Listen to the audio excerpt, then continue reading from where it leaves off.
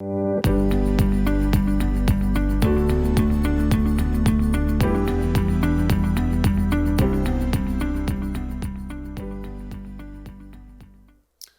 à Dieu, je vous souhaite à tous la bienvenue à cette série, cette nouvelle session In Studio. Et nous continuons dans cette série intitulée « Imposez le silence à votre adversaire par la prière ». Et aujourd'hui, le titre du message que nous partageons s'intitule « Comment faire face à votre accusateur ». Je vous invite à suivre les deux précédents messages dans lesquels nous avons posé les bases bibliques pour ce que nous enseignons. Et je vous invite aussi à être comme les chrétiens de Béret, à aller vérifier ce qui vous est enseigné dans la parole de Dieu et prier pour que le Saint-Esprit vous donne la révélation afin que vous puissiez comprendre le message avec l'aide du Saint-Esprit et le mettre en pratique. Que nous ne soyons pas comme cette semence qui se tombe au bord du champ, que les oiseaux viennent manger, ou que nous ne soyons pas cette semence qui croît pour un temps et qui disparaît. Ma prière est que le Seigneur nous aide à pouvoir marcher dans la victoire. Dans la série précédente, pour y revenir, nous avons présenté qu'il y a deux champs de bataille. Le champ de bataille d'Éphésiens chapitre 6, le verset 12, où nous ne luttons pas contre la chair et le sang, mais contre les dominations, les autorités, les principautés dans le monde spirituel. Et nous avons présenté qu'il y a un deuxième champ de bataille qui est le champ juridique que nous retrouvons dans le livre d'Apocalypse, le chapitre 25, où la Bible nous dit qu'il a été précipité l'accusateur des frères, celui qui les accusait jour et nuit. Et donc, jusqu'à sa précipitation, Satan continuera à faire son mandat d'accusation. Il s'est spécialisé dans la juridiction afin de contester la bénédiction des enfants de Dieu. Nous avons démontré par la parole de Dieu comment est-ce que Satan a accusé Pierre au temps de Jésus. Nous avons démontré comment Satan a accusé Josué, le souverain sacrificateur, dans le livre de Zacharie. Et nous avons démontré comment est-ce que la Bible consacre tout un livre pour démontrer comment est-ce que Satan a accusé Job de servir Dieu avec des mauvaises intentions et comment Job, à la fin de son procès, a été exonéré et dédommagé avec dommages et intérêts. Et c'est ma prière pour vous. Alors, nous devons aller plus loin et apprendre comment faire face à notre adversaire. La victoire est certaine, mais la stratégie que vous devez employer doit être bonne afin que le Seigneur vous accorde la victoire qui a déjà été acquise. Et j'avais à cœur, aujourd'hui, en commençant, de vous expliquer votre position, qu'en tant qu'enfant de Dieu, vous êtes assis dans les lieux célestes avec Jésus-Christ, au-dessus de toute domination, toute autorité, que votre vie est cachée en Christ, mais que vous avez la responsabilité de veiller sur vous-même et de veiller sur votre bénédiction afin de pouvoir vivre le maximum de ce que le Seigneur a pour vous. Vous avez un accusateur, Satan le diable, qui travaille jour et nuit devant Dieu afin de trouver des portes dans votre vie pour vous accuser et ainsi de trouver par une voie légale pour bloquer votre bénédiction. Mais gloire à Dieu, parce que la Bible dit que si nous avons un adversaire, nous avons aussi un avocat. Vous voyez, quand il y a un adversaire, il y a le titre avocat. Il n'est pas avocat simplement dans le vide, mais il est avocat parce qu'il y a un accusateur et parce qu'il y a une cour dans laquelle l'ennemi essaye d'amener des accusations contre nous. Revenons maintenant à notre texte de Luc chapitre 22, le verset 31 à 32, que nous avons parlé dans le dernier message. Je vais le relire afin de nous servir des bases de la parole de Dieu pour aller plus loin.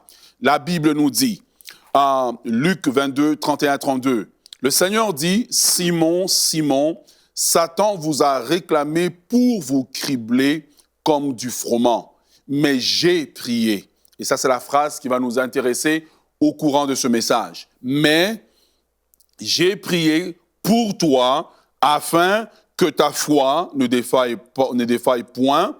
Quand tu seras converti, affermis tes frères.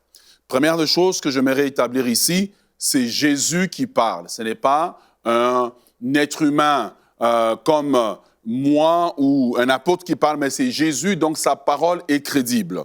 Je relis le verset, parce que le verset va nous servir d'établir ce qui va venir dans un moment. Il dit, Simon, Simon, Satan t'a réclamé. En d'autres termes, l'accusateur t'a porté un procès. Et Jésus dit que dans ce procès, j'ai prié pour toi, ou j'ai fait la médiation pour toi, ou j'ai été ton avocat, afin que lorsque ta foi sera établie, toi-même, tu puisses affermir les frères, tes frères. Alors, cela nous amène peut-être à 5 règles que nous pouvons établir lorsque nous traitons avec l'adversaire dans le domaine des accusations. Et malheureusement, dans le domaine des accusations, plusieurs personnes sont accusées, des églises sont accusées, des régions sont accusées, des serviteurs de Dieu sont accusés, des enfants de Dieu sont accusés. Et les accusations, nous devons comprendre 5 choses. Dans le domaine des accusations, Dieu est le juste juge, il est le juste suprême. Dans le domaine des accusations, Dieu est notre Père. Dieu est notre juge plutôt. Dieu est notre Père lorsque nous prions pour notre pain quotidien. Dieu est notre ami lorsque nous venons dans l'intercession pour les autres. Mais dans le domaine, lorsqu'une accusation pèse, Dieu ne peut pas agir comme Père, il ne peut pas agir comme ami, il doit siéger comme juste juge, il doit siéger comme juge. Il faut que nous puissions comprendre ça afin de savoir quoi faire lorsque les accusations pèsent contre nous. Numéro 2.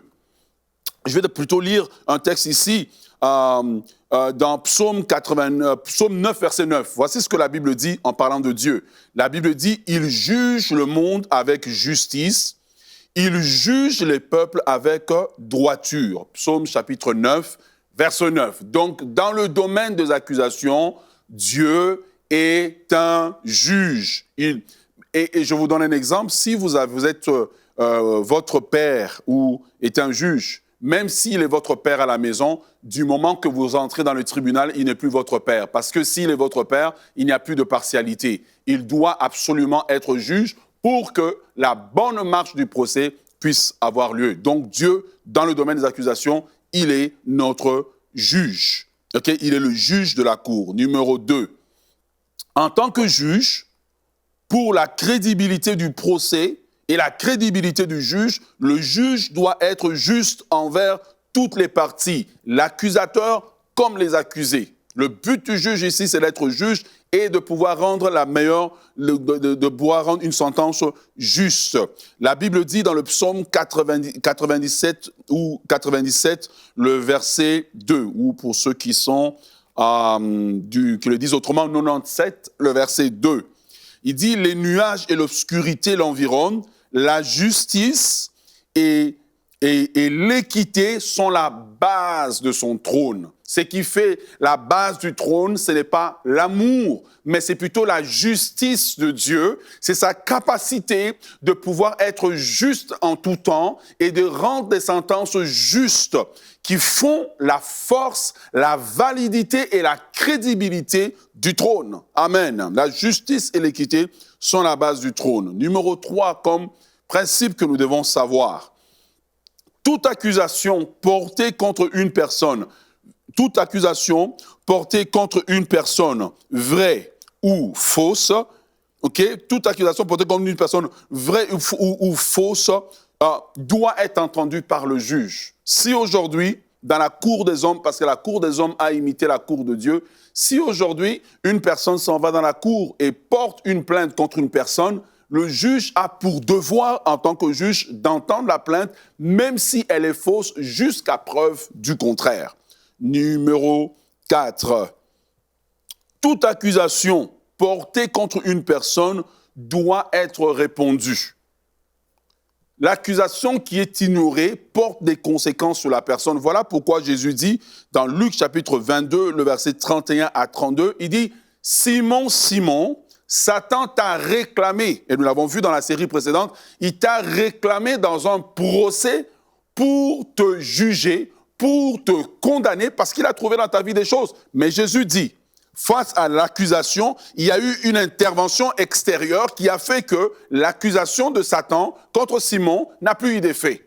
Alors, pourquoi Simon a été accusé, mais il y a eu l'intervention de Jésus pour répondre à l'accusation. Lorsqu'il y a une accusation portée contre vous, il faut que l'accusation soit répondue. Numéro 5, avant que nous puissions aller plus loin. Tant que l'accusation présentée, tant que l'accusation est là et que l'accusé ne se présente pas pour faire face aux accusations, celles-ci continueront à bloquer sa vie.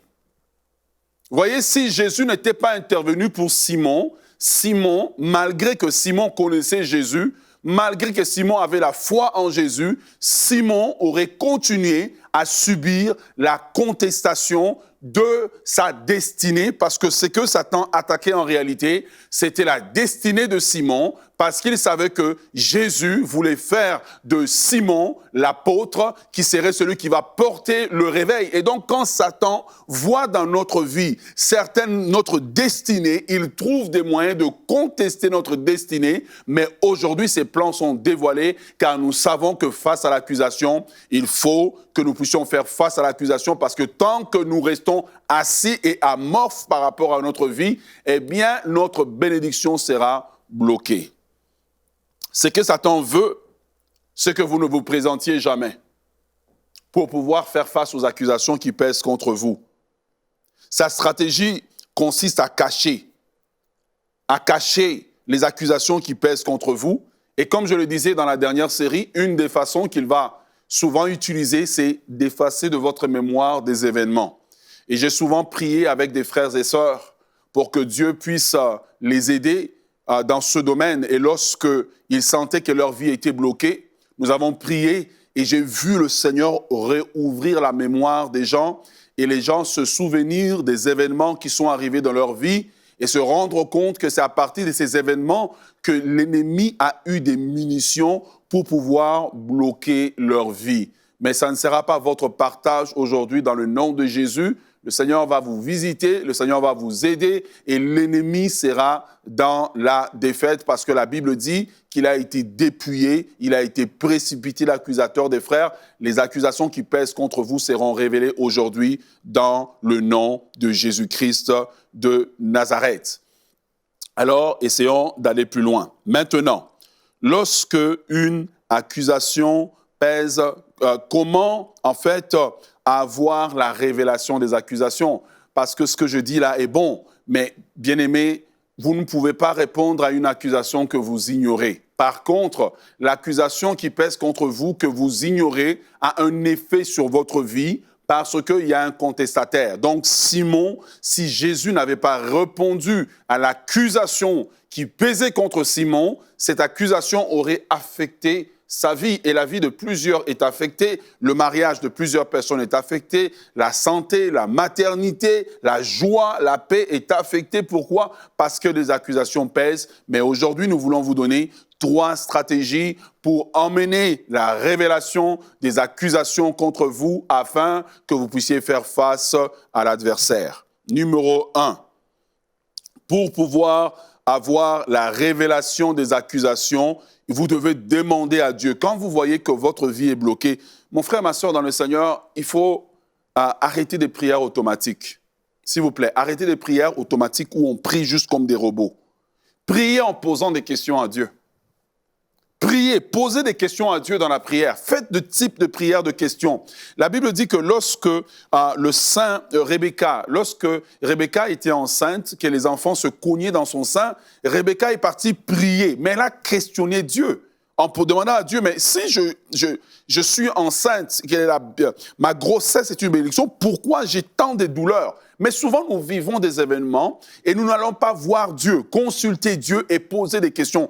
Il faut, pour pouvoir avoir la révélation des accusations, développer les types de prières que j'appelle les prières consultatives, dans lesquelles je consulte Dieu en lui posant des questions sur ma vie. Seigneur, si je suis ton enfant, si je suis né de nouveau, si je suis comment ça s'appelle? Si je suis, je jouis de la bénédiction d'Abraham, pourquoi est-ce que ma vie n'avance pas dans tel et tel domaine? Pourquoi je connais des difficultés? Dieu est la source de toute révélation.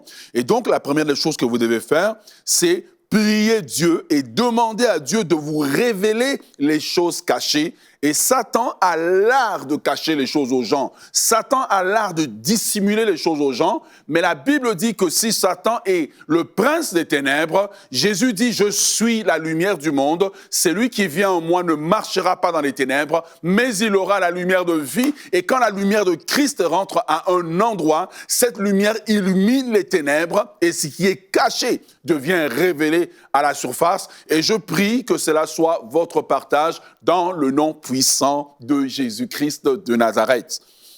Et la Bible nous dit, dans Jérémie 33:3, que nous avons lu au début de cette série, la Bible nous invite encore une fois en disant « Invoque-moi et je te répondrai ». Ce qui est merveilleux, c'est que dans la prière consultative, lorsqu'on invoque Dieu, Dieu nous répond et il dit lui-même « Je t'annoncerai des grandes choses ». Ça, c'est par rapport à ton avenir. Et il dit des choses cachées que tu ne connais pas. Il y a des choses cachées dans ta vie que tu ne connais pas. Il y a des choses cachées dans ta destinée que tu ne connais pas. Il y a des choses cachées dans ton passé que tu ne connais pas. Et tu as besoin de faire une prière consultative, demander à Dieu pourquoi. Si tu es une femme, tu n'arrives pas à accoucher, tu n'arrives pas à avoir des enfants, demande à Dieu pourquoi. Dieu va te révéler les choses cachées. Dieu va te révéler les choses cachées. La Bible dit, les choses révélées sont aux hommes, mais les choses révélées sont aux hommes, mais les choses cachées sont à Dieu. Voilà, alors demande à Dieu de te révéler les choses cachées. C'était aussi l'expérience de Daniel, dans Daniel chapitre 2, le verset 19, alors que le songe du roi de Babylone était une chose cachée et que la vie de Daniel était menacée, la Bible dit que Daniel a prié. Daniel 2, 19, la Bible dit, alors le secret fut révélé à Daniel dans une vision pendant la nuit et Daniel bénit le Dieu des cieux. Le secret pour découvrir les stratégies de Satan sur ta vie, qui bloquent ta vie, qui t'empêchent de réussir, le secret, c'est de demander à Dieu, parce que j'appelle la prière consultative, dans laquelle on demande à Dieu, Seigneur, pourquoi ma vie est bloquée? Révèle-moi, Seigneur, les choses cachées dans ma vie.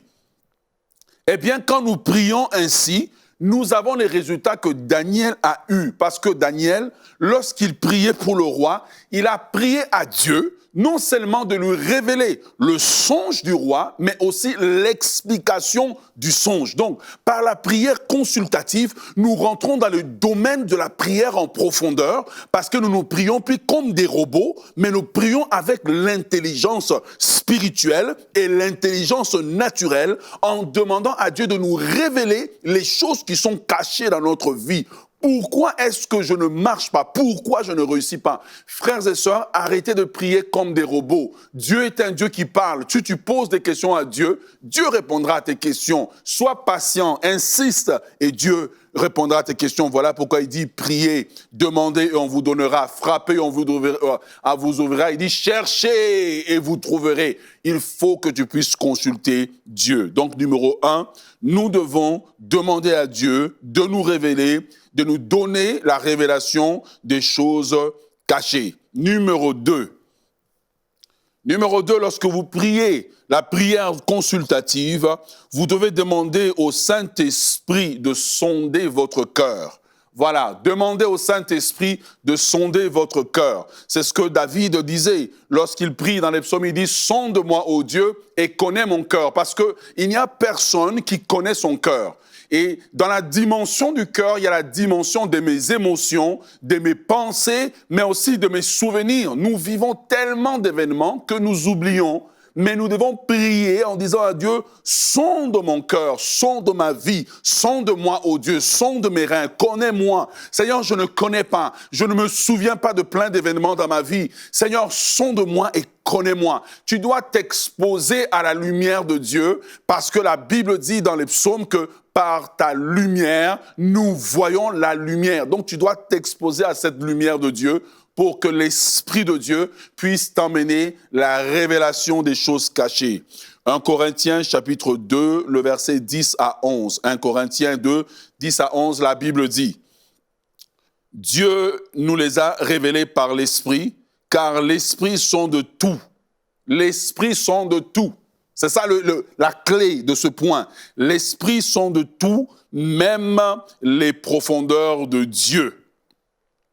Lequel des hommes, en effet, connaît les choses de l'homme, si ce n'est que l'esprit de l'homme qui est en lui. De même, personne ne connaît les choses de Dieu, si ce n'est que l'esprit de Dieu. Donc, l'esprit de Dieu, qui est en contrôle de votre esprit, quand vous lui demandez de sonder votre vie, l'esprit va aller et fouiller votre vie et réveiller en vous des choses que vous aviez oubliées.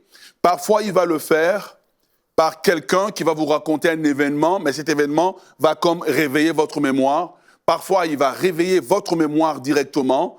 Parfois, ça va être comme Daniel dans un songe où vous allez voir un événement que vous aviez peut-être passé comme étant un événement de moindre valeur. Voilà, et je priais pour un frère dans ce domaine, et le frère a dormi, et pendant la nuit, pendant qu'il dormait, le frère a vu qu'on lui menait un procès dans un certain domaine dans sa vie, et il a eu la révélation que Dieu lui montrait comment Satan est en train de contester ce domaine de finance dans sa vie, et ce frère a compris que s'il voulait voir le déblocage dans ses finances, il était important pour lui qu'il aille prier Dieu afin d'arrêter la main de Satan qui essayait de bloquer ses finances.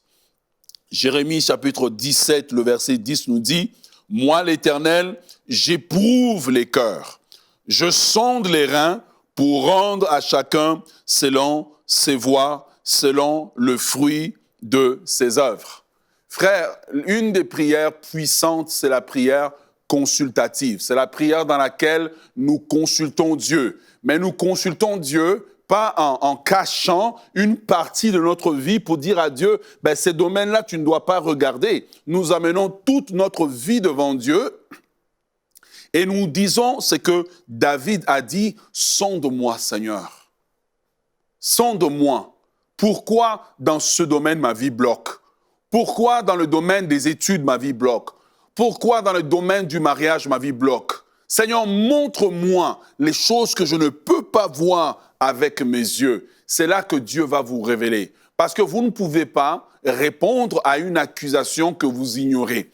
Vous ne pouvez pas répondre à une accusation que vous ne savez pas. Par contre, l'accusation que vous ignorez a un effet sur votre vie. Et tant et aussi longtemps que vous n'avez pas répondu à l'accusation, votre vie sera bloquée. Voilà pourquoi, pour faire face à l'accusateur, il est important que le Seigneur puisse faire un travail de révélation pour nous révéler les choses cachées. Troisième des choses, j'aimerais vous dire avant d'aborder cette chose-là, que vous devez vous attendre à tout lorsque vous faites ce genre de prière. Troisièmement, demandez au Saint-Esprit de mettre en vous la conviction.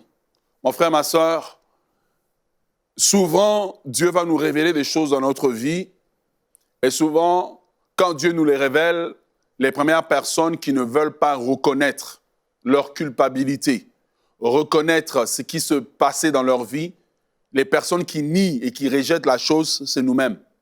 Et voilà pourquoi il faut prier à Dieu en disant, qu'importe ce que tu vas me montrer sur ma vie, mets en moi la conviction que cela vient de toi. Donne-moi, Seigneur, un cœur docile. Donne-moi, Seigneur, un cœur soumis. Donne-moi un cœur qui accepte ton verdict sur ma vie, qui accepte la révélation.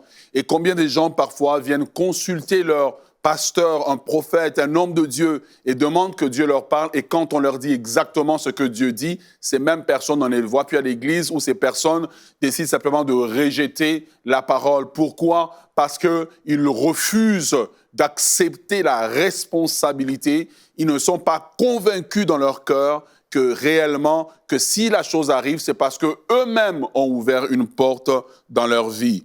Voilà pourquoi la parole de Dieu nous dit, dans 2 Corinthiens chapitre 7, le verset 10, il dit « En effet, la tristesse selon Dieu produit la repentance à salut, dont on ne se répand jamais, tandis que la tristesse selon le monde produit la mort. Je vais répéter ce texte pour quelqu'un aujourd'hui.